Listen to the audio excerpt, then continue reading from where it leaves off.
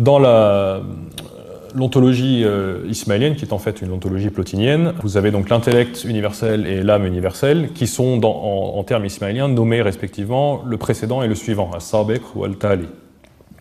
À ces deux entités spirituelles correspondent dans notre monde deux fonctions, que sont la fonction du prophète législateur ou du prophète énonciateur, al-natiq, qui apporte une nouvelle loi, une nouvelle sharia, et la fonction de la fondation, du asas, qui est en fait l'adjuvant en quelque sorte de l'énonciateur. Donc pour la période islamique, c'est Mohammed l'énonciateur et Ali la fondation.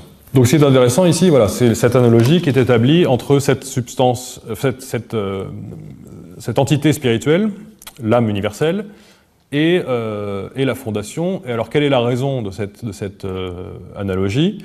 Je vous lis le texte. Donc, de même que le suivant est la manifestation de la création et son passage de la puissance à l'acte, de même, c'est à la fondation, à Ali, que revient la création de la religion, la manifestation de l'exégèse, la seconde création et la seconde naissance. Que signifie ici le fait que le suivant représente le passage de la puissance à l'acte? En fait, ce que développe l'auteur par ailleurs, c'est l'idée que le première entité créée, l'intellect,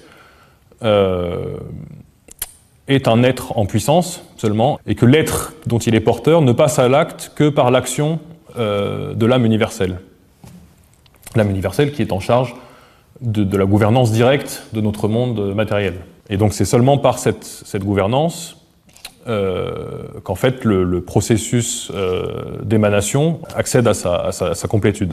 Et donc de la même façon, Ali joue exactement le même rôle dans le sens où il va compléter la révélation qui est apportée par Mohammed, puisque encore une fois dans l'optique chiite et que les Ismaéliens adoptent, l'islam n'est pas complet si l'on se contente de ce qu'a apporté Mohammed, et donc il faut compléter ça par ce dont Ali a la charge, c'est-à-dire l'exégèse, le ta'wil en fait.